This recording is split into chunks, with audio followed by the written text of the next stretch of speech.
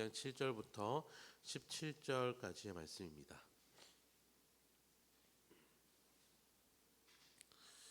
예레미야 12장 7절부터 17절 말씀을 저와 성도님들 한 절씩 교독하도록 하겠습니다. 제가 먼저 읽겠습니다. 내가 내 집을 버리며 내 소유를 내던져 내 마음으로 사랑하는 것을 그 원수의 손에 넘겼나니 나를 향하여 그 소리를 내고 내가 그를 미워하여 내 소유가 내게 대하여는 문이 있는 매가 아니냐. 매들이 그것을 에워싸지 아니하느냐.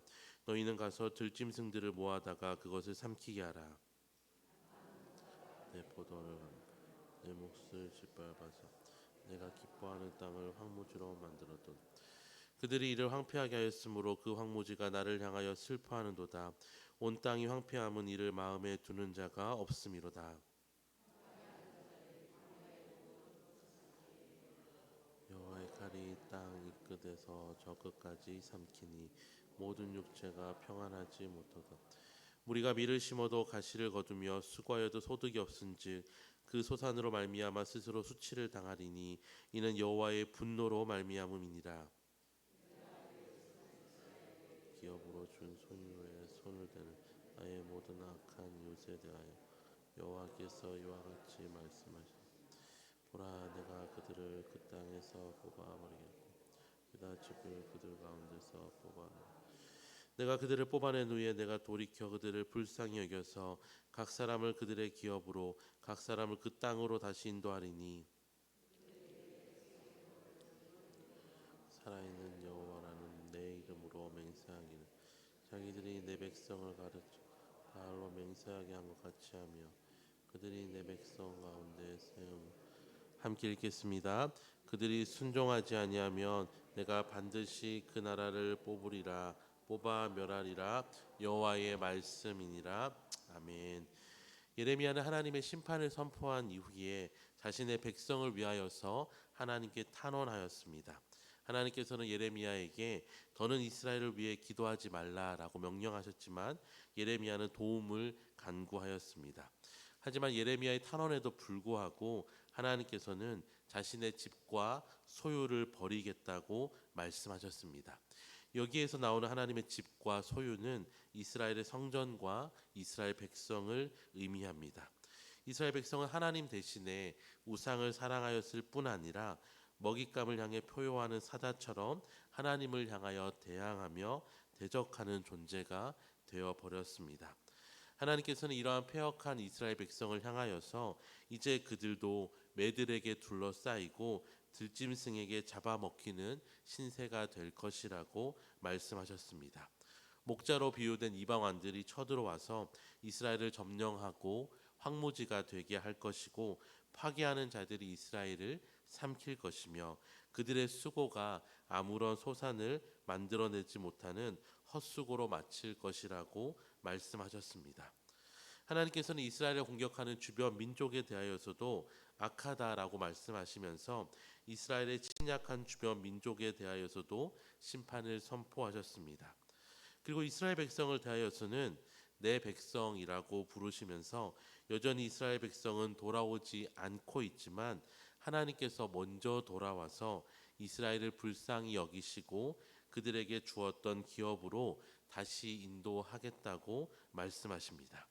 또한 심지어 멸망당할 이방 원수라도 여호와의 도를 부지런히 배우고 바알 대신에 하나님의 이름으로 맹세하면 백성 가운데 들게 하시겠다는 회복의 말씀도 선포하십니다.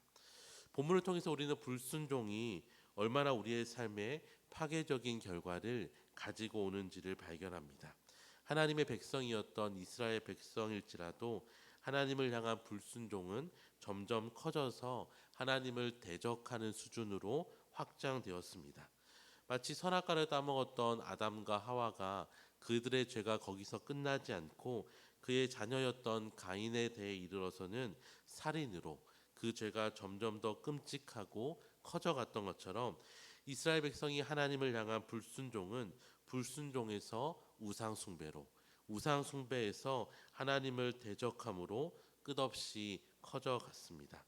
그리고 이러한 이스라엘의 불순종은 결국 하나님의 심판을 불러오게 된 것입니다. 이스라엘 백성은 하나님께 불순종하며 우상들을 따를 때에 그것이 자신들에게 행복을 가져다 줄 알았지만 그들에게 돌아온 것은 행복이 아니라 완전한 파괴와 심판뿐이었던 것입니다. 이처럼 우리에게 유익을 줄 수 있는 길인 것처럼 보인다 할지라도 그것이 하나님을 향한 불순종으로 이어진다면 그것은 결코 우리에게 평안과 만족을 가져다 줄 수 없습니다. 물고기가 물 밖에서 살 수 없는 것처럼 하나님의 자녀는 하나님을 떠나 결코 세상 속에서 만족과 평안을 누릴 수 없는 것입니다. 또한 오늘 본문은 이런 불순종에도 불구하고 하나님의 인자와 자비를 또한 보이십니다. 이스라엘 백성 여전히 돌아오지 않고 있기에 그들에게 심판은 내려지겠지만 거기서 끝이 아니라 하나님께서는 이스라엘 백성이 여전히 돌아오고 있지 않는 그때에도 먼저 돌아가시겠다고 말씀하시고 또한 그들을 불쌍히 여겨 그들의 기업과 땅을 회복하시겠다고 말씀하셨습니다. 심지어 이방이 원수라고 할지라도 하나님의 도를 따라 살아갈 때에 하나님은 그들을 하나님의 백성으로 삼으신다고 약속하시며 인자와 자비를 보이신 것입니다. 사랑하는 성도 여러분, 하나님의 사랑이 이처럼 크고 넓습니다. 우리는 누군가와 다툼이 일어나면 그것이 나의 잘못이라 할지라도 먼저 사과하고 돌이키지 않는 연약한 자들입니다. 하지만 하나님께서는 단 하나의 잘못도 하시지 않고 오히려 이스라엘 백성에게 배반과 대적을 당하심에도 불구하고 먼저 돌이키시고 고치시고 회복하시는 사랑을 이스라엘 백성뿐만이 아니라 우리에게도 보이셨고 지금도 보이고 계시고 앞으로도 보이실 것입니다.